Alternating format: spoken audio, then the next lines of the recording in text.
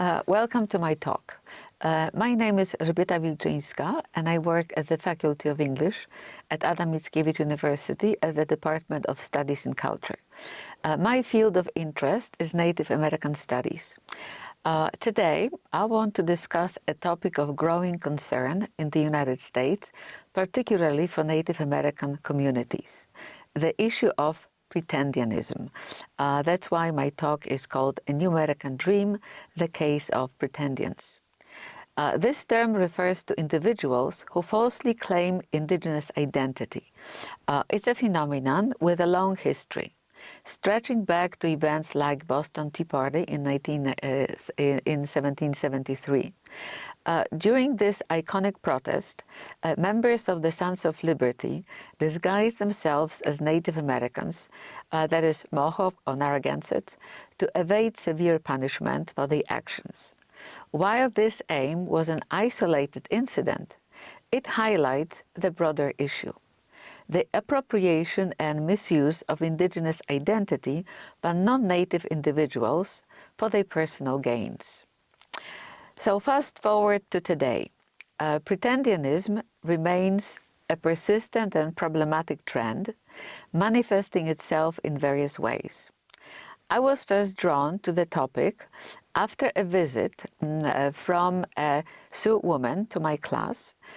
During her introduction, she cited her tribal enrollment number. She showed the slide that you can see on the screen, and she said that this is a crucial marker of her legitimacy as a member of the Sioux Nation. She emphasized that anyone claiming to speak for Native Americans must provide such credentials to verify their authenticity. This measure ensures that the individual has a lived indigenous experience, and upholds the core values of Native American identity. During the Q&A session, she shared examples of people who falsely claimed indigenous status for personal or professional benefits, sparkling my interest in exploring this issue further. Okay, so this is the plan of development of my presentation that I would like to propose to you. After some background information, I would like to provide the definition of the term, names that I used, and then an interesting case of the examples, and of course reasons why it evolved now, how it contrasts with the Native American enrollment tradition, in which an important element is blood quantum.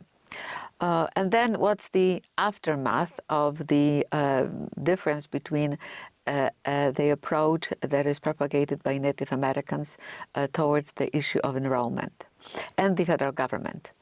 And if this is a problem, and as I said, mostly for the Native Americans, what the solutions are. And I will end with my final thoughts, and you use a quote. The sources, the insight I shared drew from works of renowned scholars, including, as you can see, Tim Tolber, author of Native American DNA, and tribal belonging and the false premise of genetic science. She is the author of multiple articles printed in many journals, of numerous talks and podcasts. So really, she is the number one that speaks against pretendianism. The second one is Circle Sturm, who wrote Becoming Indian, The Struggle Over Cherokee Identity in the 21st Century. This is a very thorough analysis of the phenomenon, from which I drew enormously. And then we have also Jessica Kopenuk, whose recent article, The Pretendian Problem, from 2023, dives deep into the topic. Last but not least, Philip Deloria, author of Playing Indian, a seminal work that explores America's historical fascination with, let's say, playing Indian. So let's start with a definition from the National Indigenous Identity Forum that took place in 2022 in Canada. A pretendian is a person who falsely claims indigenous ancestry, fakes an indigenous identity or digs up an old ancestor from hundreds of years ago to proclaim themselves indigenous, unquote. This phenomenon generally falls into three categories. So one, we talk about fake Indians, those who completely fabricate a native backstory for personal gains. We have disconnected individuals, people who estranged from their tribes and who now wish to reconnect for various reasons that I will also talk, and cultural adopters, those with no biological ties who join native communities for a more meaningful life. Although some pretendians act in good faith, the damage they inflict on native cultures, reputations, and access to resources cannot be ignored. I would like to say that I follow the attitude of Sturm that is very sympathetic, and she says that each case of a pretendian should be really analyzed independently, not to cause harm to that person. Okay, so names. Those who pretend to be Indians also are called race shifters, identity imposters, or indigenophilopaths. So those whose love of indigenous people is seen as a pathology. Wannabes, cultural appropriators, or white passers. I will be using those names interchangeably throughout my talk. So debates over race shifters have sparked heated emotions ranging from enthusiastic acceptance to outright hostility. The former stems from admiration for those who claim indigenous identity out of genuine love for indigenous culture, while the latter arises from the recognition of the damage pretendians inflict on image, culture, and status of Native Americans, as well as on their theft of economic, career, and advancement opportunities. One of the most robust indicators of this phenomenon is in the U.S. Census numbers. So you can see it on the slide. While in 1960 census, only 500,000 people identified as Native Americans, by 2020, that number rose to 9.6 million, alone in a combination. A striking example of this shift is among the Cherokees. In the 2020 census, 819,000 people self-identified as Cherokee, but by 2020, you have 1.5 million. That's why race shifting or pretendianism is also very often referred to as the Cherokee syndrome. Naturally, what I should add, this rise was not due to a significant increase in birth rates, but because many people joined the ranks of Native Americans. So before going deeper into the topic, let me give you some examples. Let us look at my slides. So I hope that you can recognize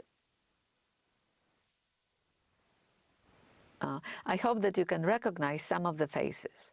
Others might be unknown, but all the people attracted a lot of media attention in the last decade or so because they revealed that they are related to Indians. You can see Quentin Tarantino's maternal grandmother was Cherokee, as was John Depp's great-grandmother, as was Bill Clinton's. None of the figures ever carried an Indian reservation card, obviously. Neither did they feel Indian, but nonetheless they mentioned this fact in passing because then, in the 90s and later, no stigma was attached to being an Indian anymore. In the case of Elizabeth Warren, when she mentioned her Cherokee roots during a presidential campaign, she perhaps hoped it would benefit her. But we know it didn't, and she earned the nickname of Pocahontas during the presidential debate. We can also see Iron Eyes Cody, the image that we associated with an Indian that was shedding tear on spoiled American environment. And then Sachin Littlefeather, who claimed to be an Apache, and this photo was taken during the ceremony, during which she collected the prize on behalf of Brando for his acting in Apocalypse Now. That was for him an act of, let's say, disagreement with the policy of the federal government towards the Red Power movement, and also what happened in Wounded Knee. But these two, okay, have never been Native Americans, so that's the Pretendian story.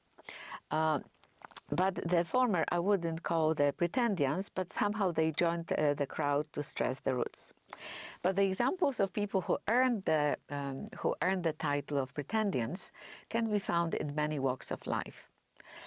So in the arts, this is Jimmy Durham, a celebrated figure known for his paintings, installations, sculptures, and activism. He presented himself as a Cherokee and even represented Native Americans and the United Nations during the Red Power movement. However, genealogical research revealed no Cherokee ties, and in 1993, Durham admitted, "I am not Cherokee, I'm not an American Indian. This is in concurrence with the recent U.S. legislation because I am not enrolled on any reservation or in any American Indian community," unquote. For the Cherokees, it's not only a fraud, what he committed, but first of all, cultural appropriation. He theoretically stole revenues of other Cherokee artists, as in the art world there is probably not much demand for Cherokee art, and the fame of one may cut the access to artistic market for others. Most importantly, 3 federally recognized Cherokee tribes still articulate a concern that their sovereignty is not respected if the artistic establishment still promotes Durham, though as you can see he passed away a couple of years ago, but they still promote him as an Indian Cherokee artist. Another case is tied to academia and is embodied by Elizabeth Hoover, a recognized anthropologist and tenured professor from Berkeley, who for decades self-identified herself as an Indian, taught Native American studies courses, and mentored many Americans, including Native Americans. She often was treated by them as an authority or even a role model. Her narrative ended with a statement that her genealogical research had turned up no evidence of Native American lineage.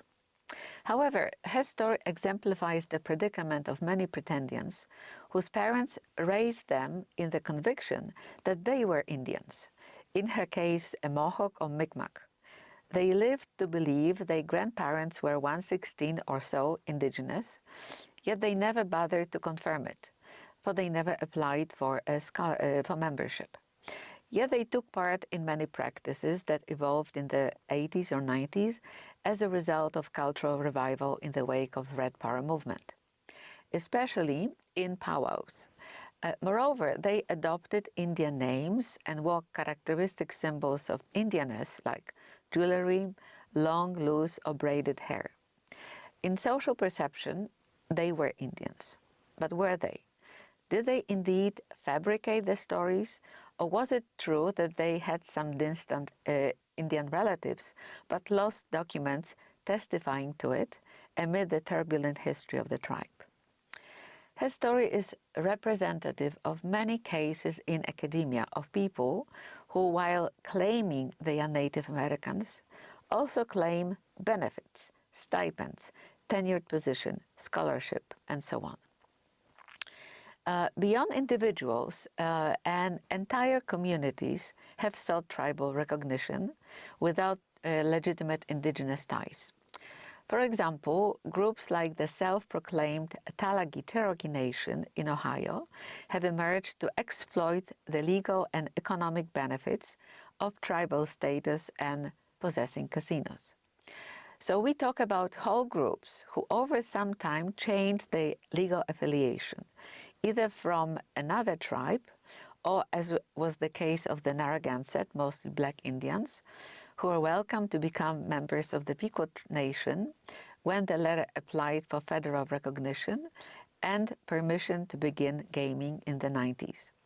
Or white people who decided to shift their racial classification in the last 3 decades. A case in point may be Black Dutch, who are Cherokees who in the 1830s avoided being sent west and who identified themselves as Dutch or black to stay in Alabama, Arkansas, and Mississippi. Or even black people who escaped slavery and joined the southern tribes who adopted them. They are not to be found in any roles. They are welcome sometimes or not to join the federally recognized Cherokee nations. As you can see, there are 3 federally recognized tribes and many state tribes. But if they are not welcomed and they set up new tribes, which are often recognized by the state, so far, mind you, there are 250 such Cherokee tribes that have been recognized by a state. There is also a reverse situation that is called detribalization, when a group of Indians is uninvited from a tribe because it turns out their descent has not been verified. The example may be multiplied. So why pretendianism happen? Professor Sturm identifies a couple of main reasons. So the first one is economic and professional gain. Many pretendians claim indigenous status to access scholarship, jobs, or artistic market. For critics, the main motivation behind these false claims also boils down to greed, which is related to economy, but also to changing of the class. Pretendians may hope to upgrade their economic status by transitioning from a lower or middle class white identity to that of a Native American tribal member. Why? Because tribes sometimes offer benefits: healthcare, housing, scholarships, or even shares in casino profits. While these benefits are often insufficient to meet the needs of real Native communities, they are guaranteed. For those struggling economically, especially those labeled as white trash or rednecks, claiming Native identity can be seen as a way out, a way to escape stereotypes and embrace a new identity. Also here, under this economic or class, we have programs for like diversity, equity, and inclusion in universities and workplaces, which often provide incentives for individuals claiming indigenous heritage. These programs are designed to redress historical injustices, but they can be misused by those seeking personal investment. So the second big, let's say, reason is return to roots or cultural romanticism, so return to indigeneity.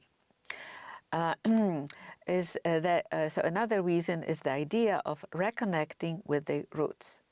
Many of them come from families that, while culturally white, have passed down stories of distant Native ancestors. For some, these claims stem from a genuine belief that their family's history, dislocation, or survival through forced assimilation connects them to Native culture. But there is also a question of timing. Many only choose to embrace their supposed indigenous identity when it becomes socially or professionally advantageous. Before 1990s, it was often stigmatized to claim Native ancestry. Now, as narratives of indigenous resilience gain more visibility, some see it as an opportunity to embrace not indigenous identity, but the idea of being indigenized, so indigeneity.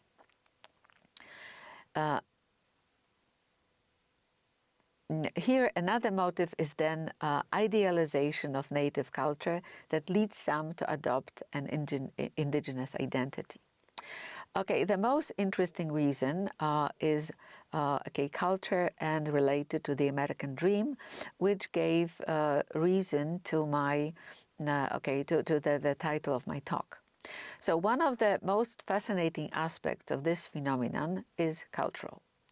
Today we live in a world where Native American culture is largely, I would say, invisible in daily American life. They are not present in school books or much on the screen. Yet many race shifters claim to be drawn to it because it represents an alternative to modern American values. So instead of individualism, they see a sense of community and a very knit-tight community. Instead of secularism, they see spirituality, transcendence. Instead of emptiness, they see meaning. This longing isn't new. In his 1999 book, The Real American Dream, A Meditation on Hope, Andrew Del Blanco argued that the American dream is ultimately about hope, meaning, and transcendence. For some, embracing indigenous culture feels like fulfilling this dream, especially as mainstream American culture struggles with consumerism, political polarization, and social disconnection. But there is a deeper irony here. As Philip Deloria wrote in Playing Indian, even in the 19th century, many Americans romanticized indigenous culture without wanting to be truly indigenous. It's a pattern that we are seeing today as well. Okay, there is also political motivation.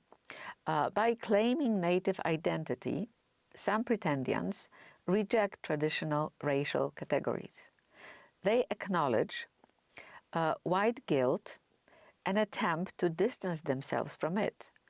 But their actions also have broader implications. They challenge the sovereignty of native nations by questioning who gets to define native identity and who is a Native American. There is also a part of a social validation because identifying as native can bring social prestige, particularly in progressive circles. In examining this issue, it's clear that the motives behind pretendianism are complex, ranging from outright fraud to misguided sincerity. However, as Professor Kim Tolber notes, identity fraud must be exposed and, where appropriate, punished to preserve the integrity and sovereignty of native communities. So, traditionally, it was the indigenous nations that decided about this. The original host of North America were many Indian tribes who started to settle the continent since at least 30,000 years ago. The migratory trajectories brought them in contact with one another, and they developed either hospitable or hostile relationships. A natural upshot of those encounters was the mixing of those peoples through intermarriage, capture, or adoption. Even those captured, if they survived, became members of a particular nation or a clan. Professor Tolber claims that Indian tribes governed their citizens and territories based on their own understanding of kinship and ancestry, not on race. It always applied that some was or became a member of a family, clan, or a tribe, and did know their kin, less or more distance. Therefore, in native communities, each member knows how they are connected to others, whether by blood, adoption, or marriage, and can verify these connections. Thus, the first change for a pretendian is proving relationality. So when asked, who is your grandparent? Do you know them? A pretendian must answer authentically, and their relatives should be able to verify their responses. If they are unable to do it, then the race shifters face humiliation and disavowal, as it happened, for instance, in the already mentioned cases of Elizabeth Hoover or G.B. Durham. Professor Kolepenuk, who is visually white and an enrolled member of Pegui Nation, was not raised on a reservation. Yet when she was questioned about her identity and whether she was a pretendian, she did not respond with offense or denial, but instead cited family members who could affirm her heritage. She suggests that others should also apply indigenous, once again, relationality as a key test of authenticity. In this way, they can uphold membership in line with indigenous traditions. Today, enrollment practices are theoretically determined by the sovereign native nations, but in practice, this is based on the requirements specified by the federal government. While Indian nations can formally establish their criteria for enrollment, in practice, most nations rely on the metrics of blood quantum. It was introduced by the federal government in 1887 under the Allotment Act. This act divided communal reservation lands into individual allotments with mixed bloods, that is, individuals of partial native and European descent, often receiving the largest plot, as they were considered more likely to assimilate. Full-blooded individuals, however, were often denied basic rights, such as voting and land ownership, well into the 20th century, despite gaining American citizenship in 1924. So, to become an enrolled member in the past, individuals had to prove descent from an enrolled tribal member whose name was found on a combination of tribal rolls compiled between 1800s and 1920s, as well as exhibit some visible markers of native heritage, such as skin color or hair texture. Thus, this federally imposed system severely limited tribal sovereignty by dictating membership and land use terms, effectively disenfranchising many full-blooded individuals by establishing guardians for them, as well as explained to a wide audience, as was well explained by Scorsese in his 2023 film Killers Over the Flower Moon about the Osage. Blood quantum also indicated that those with less than 1/4 degree of blood were outright disqualified from the new rolls, the consequence of which was more land for the settlers. It was the direct reason why so many Native Americans were dislocated and nationless. Now, as I already pointed out, their descendants wish to reintegrate with Native Americans, but are often referred to as Pretendians, as they frequently do not know the language, often culture, or even their kin, and they are not on the tribal rolls. Now, each nation typically requires applicants to prove descent from tribal members enrolled in the early 1800s, often defining descent with blood quantum that range from 1/4 down to 1/400 indigenous heritage. Blood then served as a metaphor for lineage, acting as a marker of indigenous cultural and racial distinction, reflecting the colonially introduced system of racial categorization that indigenous communities have since adopted, but as Kolepenuk describes, this system produced Indianness as a matter of racial rather than relational identity, and is today the overarching reason for the phenomenon Pretendians, and also a vestige of colonialism. This has profound consequences. Many Pretendians fail to meet these relational standards. When asked, "Who are your grandparents? Where is your tribe?" they can't answer. Their claims are exposed, as we saw in the cases of Hoover and Jimmy Durham. So why it matters? For Pretendians, first, Pretendians take up space. In academia, in art, in politics, They often occupy opportunities meant to uplift indigenous voices. They also strain tribal sovereignty by creating legal and cultural confusion, also by creating their own tribes. Whereas they dilute the meaning of native identity, raising fundamental questions, right? Who decides what it means to be Native American?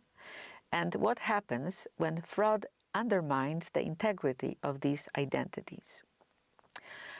So we have some potential solutions that were also proposed by Professor Tolber. So first of all, she says that there should be clear relational enrollment policies. Tribes must set firm criteria based on traditional and family types, not only on blood quantum. Public accountability. Those who falsify their identity should face consequences, including public disclosure. Also, screening in institutions should be done. Universities and other organizations should establish boards that would verify claims of indigenous identity, both of students and professors. Another one is media collaboration. Journalists can play a crucial role in exposing cultural fraud, as they have done in many cases. Then also raise awareness about the DNA testing. It adds another layer of complexity.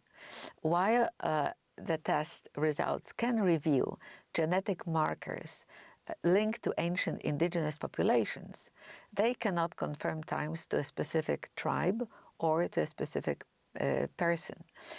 This makes kinship, the ability to trace your family's connections, more important than ever. So what are my final thoughts?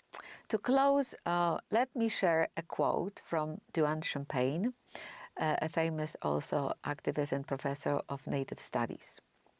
He says that the challenge for Native peoples in the 21st century is not necessarily physical survival or affluent survival, but rather surviving as Native communities that continue to be informed by Native worldviews, values, and philosophies. Native philosophies of the nature of human beings and of the universe are what justify the continuity and constitution of Native communities and their rights to self-government, territory, and cultural exchange. So, what is the role of Pretendians in view of the quote? They do not strengthen Native communities. They actually weaken them. This isn't just a matter of fraud. It's about survival, preserving the integrity, identity, and sovereignty of Native nations. That's why we should talk about them and follow the Native Americans, how they approach them. Thank you very much for your attention. These are my references, some of the references that I used to write the talk. Thank you very much.